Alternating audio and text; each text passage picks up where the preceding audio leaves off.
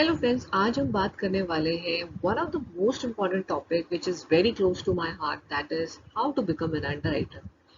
मैंने सबसे पहली जो वीडियो बनाई थी उसमें मैंने बताया था आई एम एन अंडरराइटर। कहाँ से मैंने अपना करियर स्टार्ट किया, क्या मेरी जर्नी रही, क्या एक्सपीरियंस थे और मैंने क्या क्या कोर्सेज किए and how I enhance my knowledge in underwriting domain.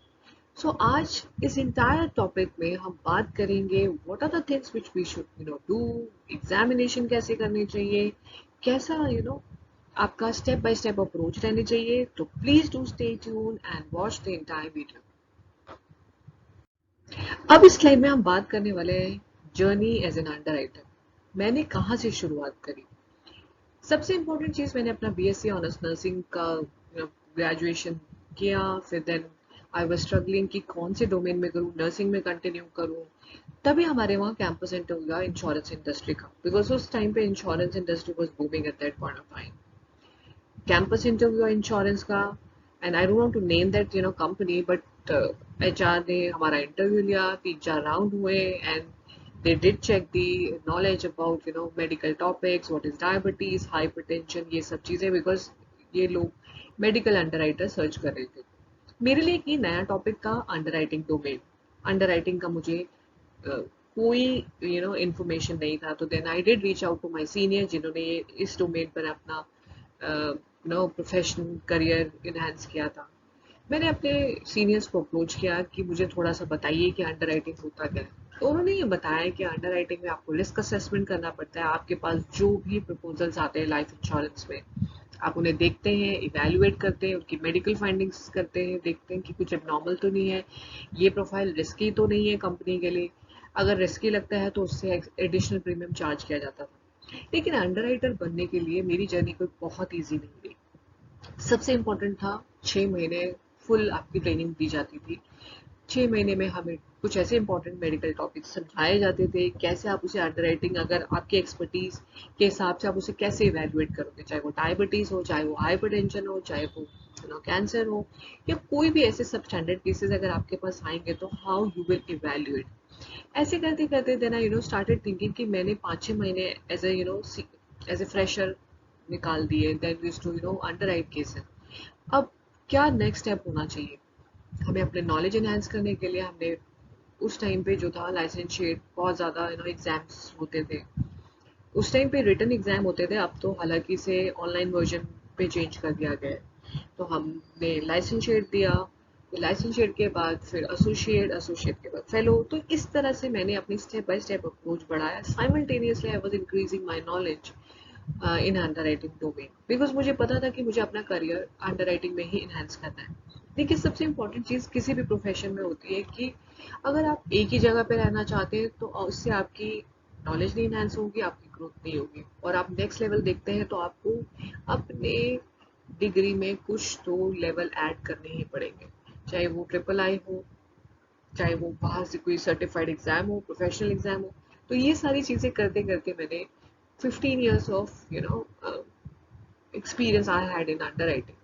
So ये मेरी जर्नी थी और इसमें मैंने पढ़ाई करी, मैंने अपने स्किल सेट को इन्हांस किया, बहुत सारी इंटरनेशनल ट्रेनिंग भी अटेंड करी, सिमिलरली री इंश्योरेंस ट्रेनिंग भी अटेंड करी। तो इसके बाद आप ये कह सकते हो कि अगर आपको ओवरऑल ग्रोथ देखना है, होलिस्टिकली आपको देखना है कि आप अपनी नॉलेज कहाँ कहाँ से किस किस डोमेन से बढ़ा सकते हो। कुछ इन्फॉर्मेशन आपको इंश्योरेंस देता है, कुछ इन्फॉर्मेशन आपको सेल्फ लर्निंग से आती है, कुछ इन्फॉर्मेशन आपको अपने पेयर से मिलती है, आपके सीनियर से मिलती है, और आसपास के इन्वायरमेंट से भी आप लर्न कर सकते हैं। सो ये थी मेरी journey as an underwriter. Underwriter का जॉब प्रोफाइल होता है किसी भी रिस्क को असेस करना। रिस्क को डिफरेंट कैटेगरीज में डिफाइन करते हैं, सब स्टैंडर्ड और स्टैंडर्ड। स्टैंडर्ड जिसमें आप कोई एडिशनल प्रीमियम चार्ज नहीं करते। कंपनी के लिए क्या बेनिफिशियल हो सकता है, ये आपका प्रोफाइल होता है एज एन अंडरराइटर। आपको डिस्टिंग्विश करना पड़ता है कि कौन सा सब स्टैंडर्ड कैटेगरी है। फॉर एग्जाम्पल, एक पॉलिसी, एक प्रपोजल आपके पास आता है जिसमें कस्टमर डिक्लेयर करता है वो हाइपरटेंसिव है, डायबिटिक है। ऑब्वियसली आप उसको सब स्टैंडर्ड कैटेगरी में डालेंगे and then you will charge extra premium from the customer. लेकिन अगर आपके पास कोई स्टैंडर्ड प्रोफाइल आता है तो स्टैंडर्ड प्रोफाइल में आप उसे कोई एडिशनल प्रीमियम नहीं चार्ज करेंगे। तो आपका आपका जॉब होता है, आपका प्रोफाइल होता है बैलेंस आउट करना। You are the backbone of the company. In case अगर आप किसी से ओवरचार्ज करते हैं तो देन वो आप कस्टमर लूज कर सकते हैं। दूसरा, अगर आप किसी से प्रीमियम कम चार्ज करते हैं तो आप अपनी कंपनी को रिस्क में डाल रहे हैं, कंपनी के जो प्रॉफिट है वो कम हो सकते हैं, बिकॉज आपने उनसे एडिशनल प्रीमियम चार्ज ही नहीं किया और आगे चल के वो क्लेम बंद करा सकते हैं, अर्ली क्लेम्स में कन्वर्ट हो सकते हैं। So this is the role of an underwriter. आपका प्रोफाइल बहुत क्रुशियल होता है। अगर आप अच्छे से एस्टिमेट नहीं कर पाएंगे तो then it will be a loss for a company. अब हम बात करते हैं क्या एजुकेशन क्वालिफिकेशन होना चाहिए।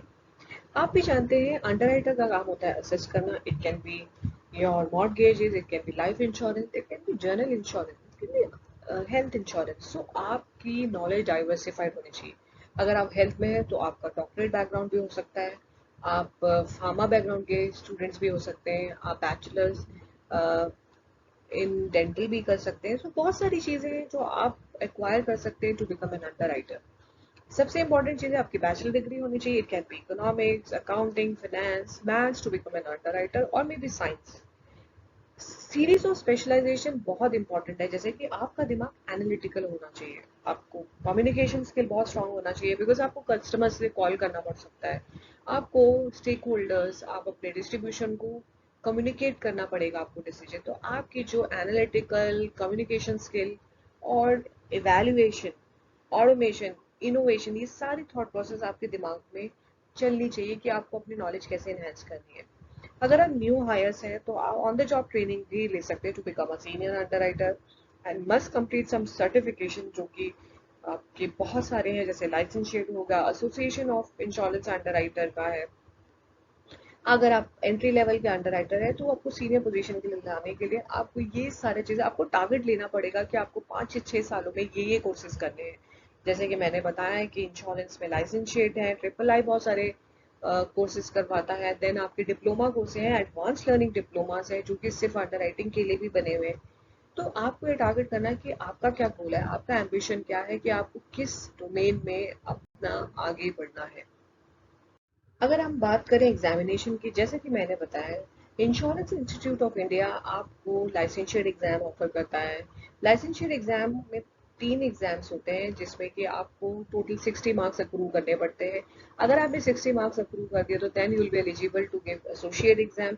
एसोसिएट एंड फेलो में आपके पास ऑप्शन होता है कि आप कुछ आपके टोटल जो है स्कोर्स कितने होने चाहिए। आप प्लीज मेरा लाइसेंशिएट, एसोसिएट एंड फेलो एग्जाम के जो ग्रेडिंग सिस्टम है उसको फॉलो कीजिए। उसके हिसाब से आपको ये पता चल जाएगा कि अगर आपको ये तीनों डिग्री चाहिए तो आपको क्या क्या स्कोरिंग होनी चाहिए, आपकी ग्रेडिंग क्या होनी चाहिए। And there are certain diplomas in life insurance underwriting also. अगर आप अंडर राइटिंग के डिप्लोमास करने चाहते हैं तो आप उसको भी परस्यू कर सकते हैं इंश्योरेंस इंस्टीट्यूट से। दूसरा ये है कि कंपनीज के विद इन भी कुछ ऐसे कोर्सेज होते हैं जो कि कंपनी प्रोवाइड करती है, जैसे लूमा है which is an international certified professional course. Similarly, Association of Life Underwriter, ये आपका यूएस से रिकॉग्नाइज है, जिसमें आपका सर्टिफिकेशन होता है, जिसमें आपको 5 एग्जाम देने पड़ते हैं। सॉरी, आपको 4 एग्जाम देने पड़ते हैं, 101, 201, 202 एंड 301। ये स्टेप बाय स्टेप अप्रोच होती है, जिसमें पहले आपका सिंपल फॉर्म होता है एग्जाम का, then it become slightly advanced in terms of learning aptitude. तो ये सारे कोर्सेज है, ये आपको एक्सप्लोर आप तभी कर सकते हो, पहले आप अपना ये दिमाग बनाइए कि आपको अंडरराइटर बनना है, आपको underwriting as a profession choose करना है, फिर आपको 5 सालों में अपने आप को कहाँ देखना है। ये सारे एस्पेक्ट करने के बाद आप इन सारे एग्जाम को दे सकते हो एज एन ऑप्शनल। बट मेरा मेरा ये मानना है कि सबसे पहले आप इंश्योरेंस इंस्टीट्यूट के एग्जाम क्लियर कीजिए, then probably you will get an examination in the international professional courses. तो पहले आप अपनी जो इंडिया में जो कोर्सेज हैं उनको परस्यू कीजिए, बिकॉज इनकी जो रिकग्निशन है वो बहुत ज़्यादा है in Indian market. And in case if you are applying for outer underwriting courses और underwriting professional underwriting as a skill set, और अगर आपने बाहर अंडर राइटर के लिए अप्लाई किया तो आपको लोमा की इम्पोर्टेंस पता चलेगी, आप लोमा के भी एग्जाम दे सकते हैं। और देर आर सर्टेन ऑर्गेनाइजेशन, ये लोग एग्जामेशन भी देते हैं आपकी सैलरी में। फॉर एग्जाम्पल, अगर आपने फर्स्ट एग्जाम दिया और आप क्लियर करते हैं, अगर आपने ALMI कर लिया तो आपको 5 सेट ऑफ एग्जामिनेशन का पैसा भी रिम्बर्स किया जाता है।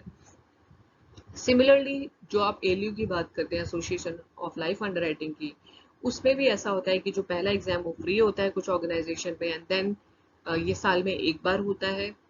अगर आपने इसमें क्लियर कर लिया तो then will be eligible for next examination. अगर आप फेल करते हो तो वो सेकंड जो एग्जामिनेशन की फीस वो पे नहीं की जाती, आपको सिर्फ फर्स्ट का एग्जामेशन मिलता है।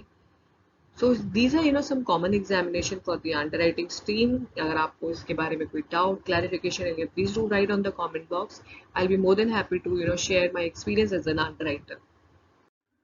सो सबसे इम्पोर्टेंट लास्ट जो क्वेश्चन दिमाग में सबके आता है कि is underwriting a good career?